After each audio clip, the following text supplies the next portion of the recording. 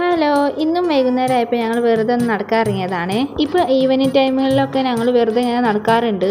ഇപ്പോൾ ആ മാവിൻ്റെ ഇടയിലൂടെ കാണുന്ന ആ വീടാട്ടോ ഞങ്ങളെ വീട്. കുറച്ചു നേരം ഞങ്ങളെ വീടിൻ്റെ ഫ്രണ്ടിലെ വഴിയിലൊക്കെ നടന്നിട്ട് ഞങ്ങളെ വീടിൻ്റെ അടുത്തുള്ള ഒരു കോളേജിലേക്ക് പോവാണ്. ഇപ്പോൾ വെക്കേഷൻ ആയിട്ട് ഇപ്പോൾ ക്ലാസ് ഒന്നും ഇല്ലാത്തതുകൊണ്ട് അവിടെ ആരുമില്ല. അപ്പോൾ ജസ്റ്റ് ഒന്ന് അവിടെ പോകാമെന്ന് വിചാരിച്ചു. ഇപ്പോൾ കോളേജിൻ്റെ ഫ്രണ്ടൊക്കെ ആകെ സെറ്റപ്പ് ആക്കിയിട്ടുണ്ട്. ഭയങ്കര വലിയ സ്പേസ് ഉണ്ട് കേട്ടോ ഫ്രണ്ടിൽ തന്നെ. അപ്പോൾ ഞങ്ങൾ കുറച്ച് ആ ഇടവഴിയിൽ നടന്നപ്പോൾ കൊച്ചിപ്പാൻ്റെ വീട്ടിൽ നിന്ന് ചാഞ്ഞ് നിൽക്കുന്ന മാവുമാരെ ഞങ്ങൾ കണ്ടു. ഇപ്പോൾ മിക്കവാറും വീട്ടിലും മാവ് പൂവിടാൻ തുടങ്ങിയിട്ടുണ്ടാവും. ഇപ്പോൾ ഞങ്ങൾ പറമ്പത്തെ ചെറുതായിട്ട് അവിടെ മാത്രം പൂ ഇട്ടിട്ടുള്ളൂ.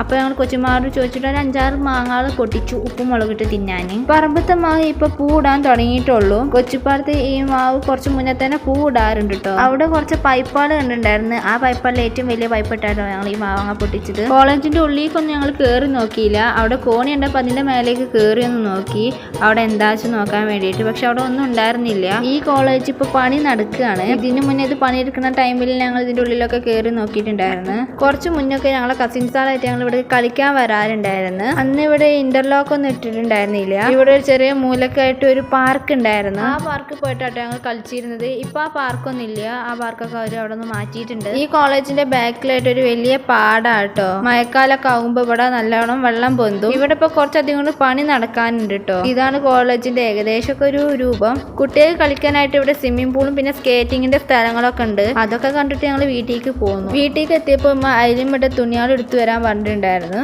അപ്പൊ ഞങ്ങളത് എടുത്തു കൊടുത്തു. അപ്പൊ ശരി, ബൈ.